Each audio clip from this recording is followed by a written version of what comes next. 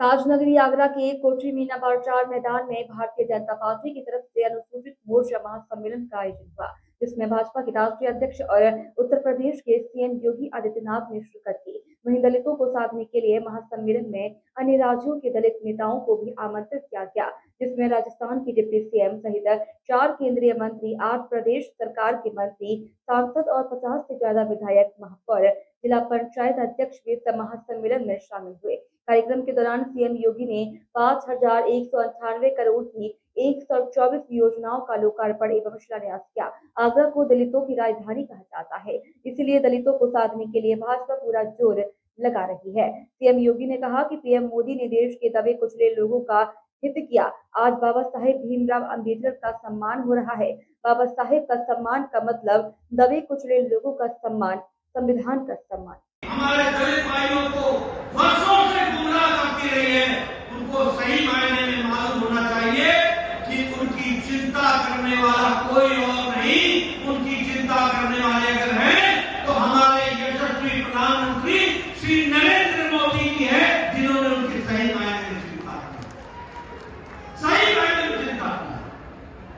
और जब मैं उनकी चिंता की दृष्टि से बात करता हूं तो आपको बताना चाहता कि आज केंद्र सरकार में 12 हमारे दलित भाई मंत्री हैं, 12 मंत्री हैं। कभी इतने मंत्री नहीं रहे मंत्रिमंडल में। जब हमारी सरकार थी, अटल जी की सरकार, तो पहली बार लोकसभा का अध्यक्ष जीसी बाल योगी दलित, वो पहली बार अगर अध्यक्ष और स्पीकर बने तो वो अटल जी की सरकार में बने। हमें ध्यान में कि भारत के राष्ट्रपति श्री रामनाथ कोविंद जी तब बने जब भारत के यशस्वी प्रधानमंत्री नरेंद्र मोदी जी देश के प्रधानमंत्री बने, प्रधान सेवक बने, तब जाकर के हमें ध्यान में रखना चाहिए कि पहली बार भारत के राष्ट्रपति अनुसूचित जनजाति की महिला पहली बार बनी तो तब बनी जब भारत के यशस्वी प्रधानमंत्री मोदी जी का जो हमारे प्रथम सेवक है उनके नेतृत्व में बनी। और मैं ये भी बताना चाहूंगा कि हम लोगों ने चिंता, मोदी जी ने चिंता कि हम सिर्फ नारों में विश्वास नहीं करते हैं, हम सही मायने में दलितों की तस्वीर और तकदीर बदले इसकी चिंता करते हैं। और जब हम कहते हैं कि सही मायने में बदलना चाहिए तो योजनाओं के माध्यम से उनको आत्मसात करने की कोशिश करना। और जब मैं योजनाओं की बात करता हूं तो योजनाएं बिना आर्थिक दृष्टि से नहीं चलती हैं। आज यहाँ प्रोफेसर किशोर जी बैठे हैं, एसपी वगैरह जी बैठे हैं, सत्यनारायण जट्टा जी बैठे हैं, आप इनसे पूछिए कि आज मोदी जी के नेतृत्व में अनुसूचित जाति के दृष्टि से सामाजिक न्याय के मंत्रालय का 90% बजट बढ़ा दिया गया है, 90% बजट बढ़ा दिया है, यानी दुगना बजट कर दिया गया। और इतना ही नहीं, अनुसूचित जाति अभ्युदय योजना के तहत 31,000 गांवों को लिया गया, 31,000 गांवों को, और 31,000 गांवों में 35.5 लाख लोगों की चिंता की गई है ताकि उनकी जीवन सुधर सके, ये सब जान सके, ये हम लोगों ने देखा है। इसी तरीके से अगर मैं पिछली जाति के दृष्टि से जो स्कीमें चली हैं उन स्कीम्स की अगर मैं चर्चा करूं तो सबसे पहला विषय आता है शिक्षा का। आदरणीय प्रधानमंत्री जी ने मैट्रिकुलेशन से पहले शिक्षा के दृष्टि से वजीफा स्कॉलरशिप देने के काम को बढ़ाया, तो उच्च शिक्षा के लिए भी वजीफा बढ़ाने का काम किया। और इसी तरीके से छात्रों के रहने के लिए भी बाबू जगजीवन राम छात्रावास योजना के तहत लगभग 173 करोड़ रुपए खर्च करके लगभग 16,000 बच्चों के शिक्षा के लिए छात्रावास बनाने का काम किया। तो हमारे प्रधानमंत्री मोदी जी ने करके दिया ताकि बच्चा शिक्षा ले। इसके साथ साथ फ्री कोचिंग का जो एससी स्टूडेंट्स के लिए, जिसमें लगभग 20,000 विद्यार्थी प्रति वर्ष उसका लाभ उठा सकते हैं, इस काम को भी आगे बढ़ाया है।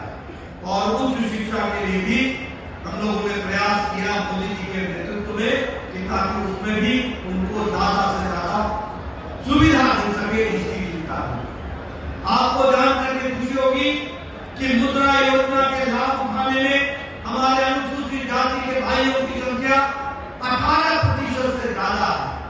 आपको जानकर ये भी खुशी होगी कि योगी जी ने बहुत सी स्कीमें चलाई हैं, जिस स्कीमों के तहत लोगों को जोड़ने का काम चला है।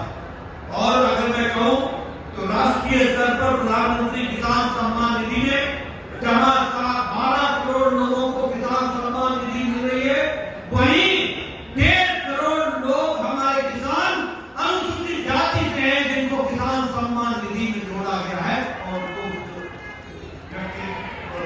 सहायता दी है। आज 25 करोड़ लोग घर में, जहां लोगों को गैस का कनेक्शन दिया गया है, वहां हमारे दलित बहनों को 35% गैस का कनेक्शन उज्ज्वला योजना में मिला है। इस तरीके की व्यवस्था इसके सबका साथ, सबका विकास, सबका विश्वास, सबका प्रयास इस काम को आगे बढ़ाने का काम। और एक बात और मैं आपसे कहना चाहता हूं, आपके ध्यान में शायद नहीं आया होगा। आप लोग कहते हैं धारा 370 हट गई, धारा 370 हट गई। धारा 370 हटने का मतलब क्या हुआ? धारा 370 हटने का मतलब ये हुआ कि जिस जम्मू कश्मीर में अनुसूचित जाति के भाइयों को आरक्षण नहीं था, रिजर्वेशन नहीं था, उनको अब रिजर्वेशन मिल गया है और वो सरकारी नौकरियों में आ सकते हैं। ये मोदी जी के नेतृत्व में हुआ। धारा 370 के कारण आपको जानकर आश्चर्य होगा, जम्मू कश्मीर की कंस्टिट्यूंसी में, जम्मू कश्मीर के प्रदेश में कोई एससी कैटेगरी की सीट नहीं थी, कोई एसटी कैटेगरी की सीट नहीं थी। पर अब जब विधानसभा के चुनाव होंगे डिलिमिटेशन के बाद, तो पहली बार अनुसूचित जाति का व्यक्ति भी जम्मू कश्मीर की विधानसभा में चुन करके जाएगा। यह परिस्थिति आ गई। यह परिवर्तन, यह मोदी जी का संदेश, यह देश की एकता और अखंडता को ध्यान में रखते हुए काम करने का तरीका, और यह है मजबूत भारत को आगे बढ़ाने का तरीका। यह भी हमको ध्यान में रखना है। अभी योगी जी ने चर्चा की, अगर हम राम के दर्शन के लिए अयोध्या जाएंगे तो सबसे पहले हमको वाल्मीकि इंटरनेशनल एयरपोर्ट का दर्शन होगा, तब हम जाकर के रामलला के दर्शन करेंगे। यानी समाज में महर्षि वाल्मीकि जी का स्थान, भगवान वाल्मीकि जी का स्थान, उसको भी अगर सही दृष्टि से रखने का काम किया तो योगी जी ने प्रस्ताव भेजा था और माननीय प्रधानमंत्री जी ने महर्षि वाल्मीकि इंटरनेशनल एयरपोर्ट बना करके अयोध्या में विराजमान किया है। ये भी हम सब लोगों ने देखा। इसलिए मित्रों, मैं एक बात कहना चाहूंगा कि मैं यहाँ पर योगी जी का इस बात के लिए धन्यवाद देना चाहता हूँ कि आपने अभ्युदय कोचिंग योजना को चलाया है, जिसके माध्यम से अब दलित का बेटा, अनुसूचित जाति का बेटा अब कोचिंग लेकर के वो उच्च नौकरी को पद प्राप्त कर सकेगा। इसकी भी व्यवस्था की गई है। यह भी हम लोगों को ध्यान में रखना है। आपने सामूहिक विवाह की योजना बनाई और सामूहिक विवाह योजना में लगभग 600 करोड़ रुपए प्रस्तावित किए। मैं योगी जी को धन्यवाद देना चाहता हूँ कि आप जो हमारे गरीब भाई है, जिसके विवाह की योजना की दृष्टि से, आर्थिक दृष्टि से कमी पड़ती थी, उसको भी मुख्य धारा में लाकर सामूहिक विवाह में जोड़ने के लिए 600 करोड़ रुपए की प्रस्तावना की है और उत्तर प्रदेश सरकार ने इसके लिए आपको धन्यवाद देता हूं। मैं यहाँ एक बात और आपको बताना चाहता हूँ कि आदरणीय प्रधानमंत्री मोदी जी के नेतृत्व में जहाँ देश आगे बढ़ रहा है, वहीं हर दृष्टि से उस विकास का फल आप तक पहुंचे, सब तक पहुंचे, इसकी चिंता की जा रही है। ये सारी योजनाएं गांव, गरीब, वंचित, पीड़ित, शोषित, दलित, महिला, युवा, किसान सबको ताकत दे सके, इसको ध्यान में रख करके किया गया है। और इसीलिए प्रधानमंत्री गरीब कल्याण योजना हो, प्रधानमंत्री किसान सम्मान निधि हो, उज्ज्वला योजना हो, उजाला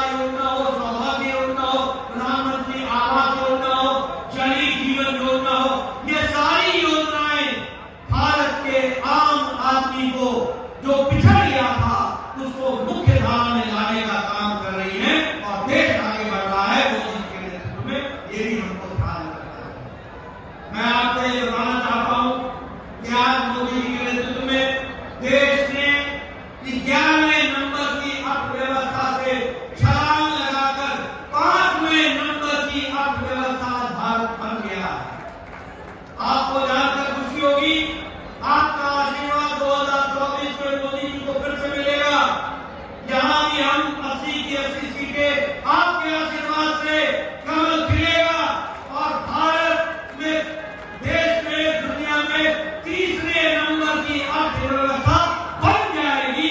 इसको भी हमको ध्यान रखना। महाराज के सौर और प्राकृत के साथ जुड़ा हुआ है। मैं आप सभी का प्रदेश की जनता की ओर से और प्रदेश शासन की ओर से हृदय से स्वागत करता हूं, अभिनंदन करता हूं। इस अवसर पर अपने व्यस्ततम कार्यक्रमों में से समय निकाल करके हमारी पार्टी के राष्ट्रीय अध्यक्ष आदरणीय श्री जगत प्रकाश नड्डा जी स्वयं यहां पर आए हैं। मैं आप सबकी ओर से, प्रदेशवासियों की ओर से उनका ब्रजभूमि में हृदय से स्वागत करता हूं, अभिनंदन करता हूं। भाइयों बहनों, माननीय राष्ट्रीय अध्यक्ष जी अपने व्यस्ततम कार्यक्रमों में पूरे देश का प्रवास करने के साथ ही अब चुनाव की प्रक्रिया को अंतिम स्वरूप प्रदान करने के लिए भारतीय जनता पार्टी के तमाम व्यस्त कार्यक्रमों में से समय निकाल करके इस महाधिवेशन में स्वयं उपस्थित हुए हैं। ये भारतीय जनता पार्टी की प्राथमिकता और अनुसूचित जाति मोर्चे के बारे में, इस समाज के बारे में पार्टी और उनकी आत्मीयता को प्रदर्शित करता है। इसके लिए उनका आभार व्यक्त करते हुए मैं हृदय से स्वागत और अभिनंदन करता हूं। भाइयों बहनों, आपने देखा होगा पिछले 10 वर्ष में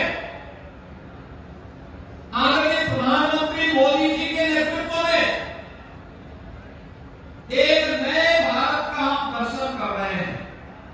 एक ऐसा भारत जो भारत जाति, मत, मजहब, क्षेत्र और भाषा के आधार पर नहीं, बल्कि देश के अंदर एक ही मंत्र के आधार पर हर गांव, हर गरीब, हर किसान, हर नौजवान, हर महिला को समाज की मुख्य धारा के साथ जोड़ करके सम्मानजनक जीवन यापन करने के लिए उन्हें आगे बढ़ने के लिए प्रेरित करता है। और वह मंत्र है सबका साथ और सबका विकास का। सर्वजन हिताय सर्वजन सुखाय का यह भाव जो मोदी जी ने सबका साथ और सबके विकास के मंत्र के माध्यम से 2014 में देश को दिया था, आज मैं दावे के साथ कह सकता हूं कि आजादी के बाद भी हमारा जो समाज दबा हुआ था, वंचित था, समाज की मुख्य धारा से अपने आप को विकसित महसूस करता था, आज उसे लगता है जब बाबा साहब भीमराव अम्बेडकर जी के नाम पर प्रधानमंत्री मोदी जी के द्वारा पंचपीठ की घोषणा होती है और उन्हें मूर्त रूप दिया जाता है, उसे एहसास होता है कि देखिए बाबा साहब भीमराव अम्बेडकर का सम्मान का मतलब देश के संविधान का सम्मान, भारत की संसदीय प्रणाली का सम्मान और देश के कोटि कोटि उन दबे कुचले आवाज को एक आवाज देने का कार्य है। और ये कार्य किसी ने किया, प्रधानमंत्री मोदी जी ने किया। आपने देखा होगा यहाँ पे किसी मासिक कार्य कर रहे थे, भगवान राम को हम सब के साथ संवाद बनाने वाले वो एक प्रकार प्रसिद्ध ऋषि थे और उनका नाम था महर्षि वाल्मीकि। और जब अयोध्या में राम जन्मभूमि में 500 वर्षों का इंतजार समाप्त करके भव्य रामलला के दर्शन जनसाधारण को कराने की बारी आई, तो उसके पहले मोदी जी ने पहला काम किया, महर्षि वाल्मीकि जी के नाम पर इंटरनेशनल एयरपोर्ट जो अयोध्या में बना था उसका नामकरण भी किया गया। भैया पहली बार हुआ महर्षि वाल्मीकि के नाम पे इंटरनेशनल एयरपोर्ट, पहले नहीं हो पाया, लेकिन मोदी जी ने किया। आज अयोध्या में आप जाएंगे पहले दर्शन आपको महर्षि वाल्मीकि जी होते हैं। भाइयों बहनों, काशी में श्री गोवर्धन सद्गुरु रविदास जी महाराज की पावन जन्मभूमि है। विवाद था, पिछली सरकारें कुछ नहीं कर पा रही थी। जब मोदी जी सांसद बने काशी से, उन्होंने संकल्प लिया कि हमें इसके लिए कुछ करना है। और आज वहां का परिणाम क्या है? आज वहां पे लाल सिंगारी करे शिलान्यास नहीं, अब तो प्रधानमंत्री जी ने सद्गुरु रविदास जी महाराज की 25 फुट ऊंची प्रतिमा को लोकार्पण कर दिया है। मूर्ति स्थापित मान गई है, भव्य पार्क का निर्माण हो गया है, म्यूजियम का निर्माण हो गया है, अन्य क्षेत्र का निर्माण हो गया है। और अब उस पावन धरा पर जाने के लिए 4 लेन की कनेक्टिविटी भी हो गई है। पहले सिंगल लेन की सड़क नहीं थी, आज 4 लेन की सड़क से जोड़ा गया है। न्याय के पुराधाम को सम्मान देने का कार्य मोदी जी ने किया, तो गरीब और दलित को भी, वंचित को भी उसका अधिकार देने का काम किया। जब हर गरीब को मकान मिल गया, हर गरीब के घर में शौचालय बन गया, हर गरीब को स्वास्थ्य की बेहतर सुविधा मिल गई, हर गरीब को, वंचित को उसकी आवाज पर आवाज को मजबूती प्रदान करने का कार्य किया गया। और ये समाज तो समाज है जिसने सदैव देश और धर्म के लिए अपने आप को बलिदान किया है, अपनी आहुति दी है। तो स्वाभाविक रूप से आज हम यहाँ पे आए, राष्ट्रीय अध्यक्ष जी आए, तो इस अवसर पर आज भी इस महाधिवेशन के माध्यम से आगरा वासियों को कल हमने मेट्रो की सौगात की प्रधानमंत्री मोदी जी के कार्यक्रमों से। आगरा वासियों, आपको बधाई। और आगरा के एक महत्वपूर्ण स्टेशन का नाम बाबा साहब डॉक्टर भीमराव अम्बेडकर जी के नाम पर भी दिया गया।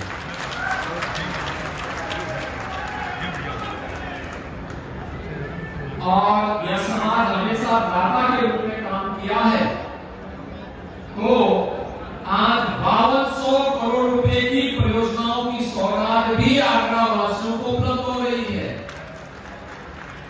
यानी एक बार फिर से हमारे अनुसूचित समाज ने तय कर दिया कि दाता की भूमिका है तो दाता ही भूमिका के रूप में वह काम करेगा।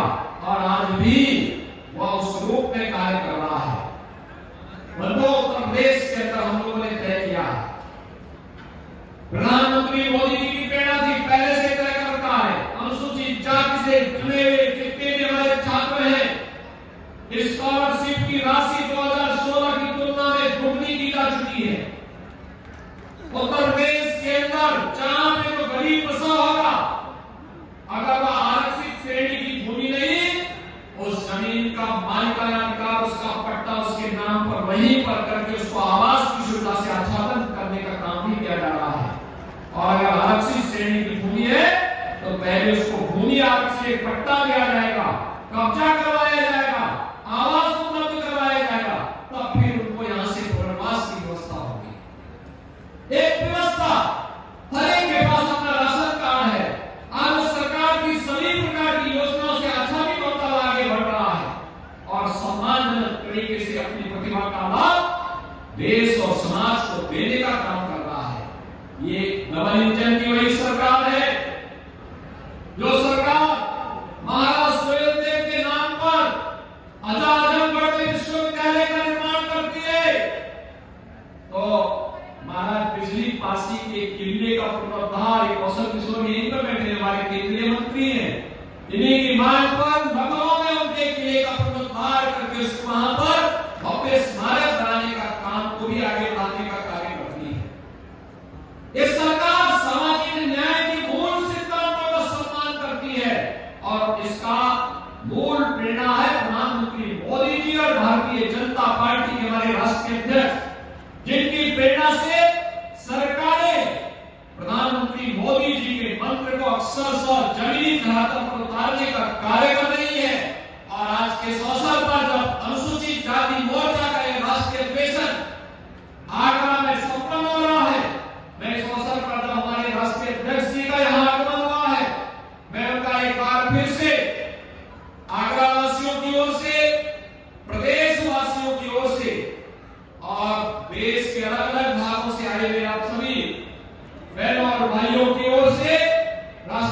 यूनिवर्सिटी का और मैं समागत अतिथियों का एक बार फिर से हृदय से उनका अभिनंदन करता हूं, स्वागत करता हूं।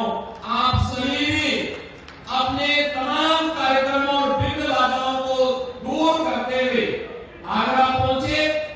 आगरा में आए हैं तो अलग राज्य से आए होंगे तो ब्रजभूमि का दर्शन जरूर करना, वृंदावन मथुरा के दर्शन करने जरूर कर जाना। आगरा में बहुत सारी चीजें आपको देखने को मिलेगी। छत्रपति शिवाजी महाराज के सौर्य प्रांगण में भी लगती यहीं पे है और यहीं से हम लोगों ने छत्रपति शिवाजी महाराज के नाम पर एक म्यूजियम को बनाने के कार्यक्रम को भी आगे बढ़ाया है। बेटी के साथ एक कार्यक्रम आगे बढ़ेंगे इस विश्वास के साथ।